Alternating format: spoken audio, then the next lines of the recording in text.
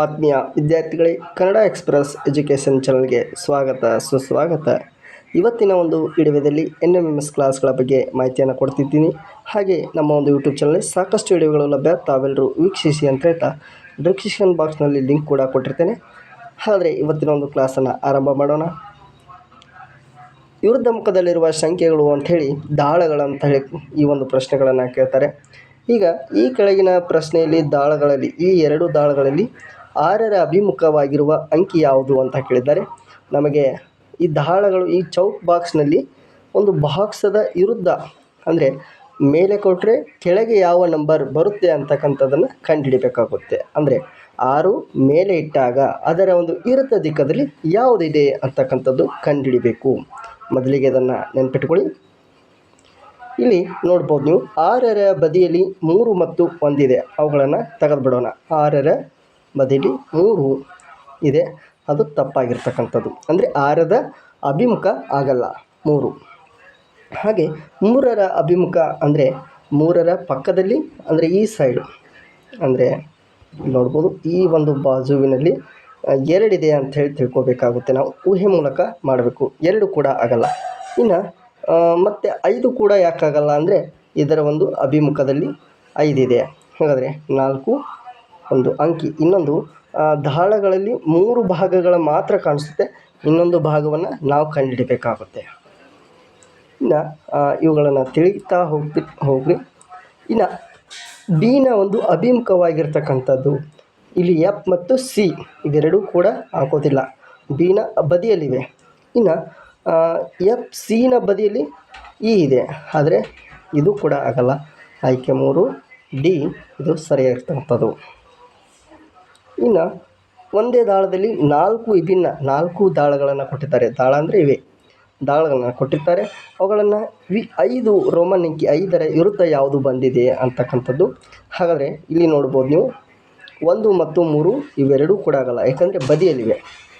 ಇನ್ನು 4 ಕೂಡ ಆಗಲ್ಲ, ಯಾಕಂದರೆ 5ರ ಬದಿಯಲ್ಲಿ ಇದು ಇದೆ. ಹಾಗಾದರೆ ಸರಿಯಾಗಿರ್ತಕ್ಕಂಥ ಆನ್ಸರ್ ನಿಮಗೆ ಗೊತ್ತಾಗಿರ್ಬೋದು, ಆಯ್ಕೆ 1. ಈ ರೀತಿ ಕಂಡುಹಿಡಬೇಕಾಗುತ್ತೆ. ಇವುಗಳನ್ನು ನೀವು ಕೂಡ ಪ್ರಾಕ್ಟೀಸ್ ಮಾಡಿಕೊಡ್ರಿ. ಇನ್ನು ಇಲ್ಲಿ ಬ್ಲ್ಯಾಕ್ನ ಒಂದು 3 ದಾಳಗಳನ್ನು ಕೊಟ್ಟಿದ್ದು ಕಪ್ಪು ಬಣ್ಣದ ಅಭಿಮುಖವಾಗಿರ್ತಕ್ಕಂಥದ್ದು ಯಾವುದು ಅಂತ ಕೇಳಿದ್ದಾರೆ. ಇಲ್ಲಿ ನೋಡ್ಬೋದು ನೀವು ಕಪ್ಪು ಬಣ್ಣದ ಒಂದು ಬ್ಲ್ಯಾಕ್ನ ಒಂದು ಯೆಲ್ಲೋ ಮತ್ತು ಪಿಂಕ್ ಬಂದಿದೆ. ಅವಂದರೆ ಇವೆರಡೂ ಕೂಡ ನಾವು ತೆಗಿಬೇಕಾಗುತ್ತೆ.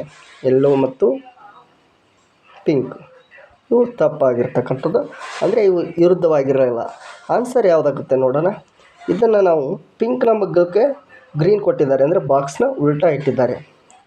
ಹಾಗಾದರೆ ಇದಕ್ಕೆ ನಮಗೆ ಗೊತ್ತಾಗಿರ್ಬೋದು, ಇಲ್ಲಿ ಹಸಿರು ಅಂತಕ್ಕಂಥದ್ದು ಇದಕ್ಕೆ ಸರಿಯಾಗಿರ್ತಕ್ಕಂಥ ಗ್ರೀನ್ ಅಲ್ಲ, ನೀಲಿ ಇದಕ್ಕೆ ಸರಿಯಾಗಿರ್ತಕ್ಕಂಥ ಆನ್ಸರ್ ಆಗುತ್ತೆ.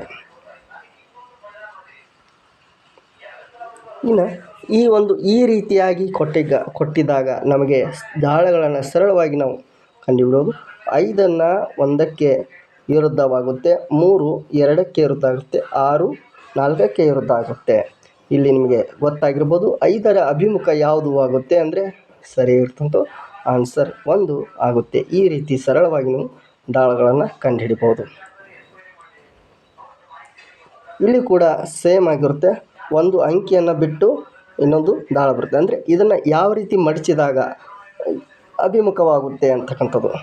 N ಅಂತಕ್ಕಂಥದ್ದು ಓಕೆ ಆದರೆ Q ಅಂತಕ್ಕಂಥದ್ದು ಆರ್ಕ್ ಆಗುತ್ತೆ, M ಅಂತಕ್ಕಂಥದ್ದು ಪ್ರೀಕ್ ಆಗುತ್ತೆ. ಇಲ್ಲಿ ನಿಮಗೆ ಗೊತ್ತಾಗಿರ್ಬೋದು Mನ ಒಂದು ಅಭಿಮುಖ ಯಾವುದು ಅಂತ ಕೇಳಿದ್ದಾರೆ. ಇದಕ್ಕೆ ಸರಿಯಾದ ಉತ್ತರ P ಆಗುತ್ತೆ, ಅಂದರೆ Mನ ಅಭಿಮುಖ. ಈ ರೀತಿ ಒಂದು ಬಾಕ್ಸನ್ನು ಕೊಟ್ಟಾಗ ಅದನ್ನು ಮಡಚಿದಾಗ ಅಥವಾ ದಾಳವನ್ನು ಅಂತೇಳಿ ಕರಿತೀವಿ. ಆತ್ಮೀಯ ವೀಕ್ಷಕರೇ, ಇಲ್ಲಿವರೆಗೂ ವೀಕ್ಷಿಸಿದ್ದಕ್ಕೆ ಧನ್ಯವಾದಗಳು. ಇವುಗಳನ್ನು ಮತ್ತೆ ನೋಡ್ತಾ ಇರಿ, ನಿಮಗೆ ಸರಳವಾಗಿ ತಿಳಿಯುತ್ತೆ. ನೀವು ಕೂಡ ಈ ದಾಳಗಳ ಬಗ್ಗೆ ಮಾಹಿತಿ ಪಡೆಯಿರಿ. ಹಾಗೆ ಇನ್ನೂ ಸಾಕಷ್ಟು ವಿಡಿಯೋಗಳು ಲಭ್ಯ, ತಾವೆಲ್ಲರೂ ವೀಕ್ಷಿಸಿ ಅಂತ ಹೇಳ್ತಾ ಈ ಡಿಸ್ಕ್ರಿಪ್ಷನ್ ಬಾಕ್ಸ್ನಲ್ಲಿ ಲಿಂಕನ್ನು ಕೊಟ್ಟಿರ್ತೇನೆ. ಹಾಗೆ ನಿಮ್ಮ ಸ್ನೇಹಿತರಿಗೂ ಈ ಲಿಂಕನ್ನು ಕಳಿಸ್ರಿ ಅಂತ ಹೇಳ್ತಾ ಇವತ್ತಿನ ಒಂದು ವಿಡಿಯೋವನ್ನು ಮುಗಿಸ್ತಾ ಇದ್ದೀನಿ. ಜೈ ಹಿಂದ್, ಜೈ ಕರ್ನಾಟಕ ಮಾತೆ.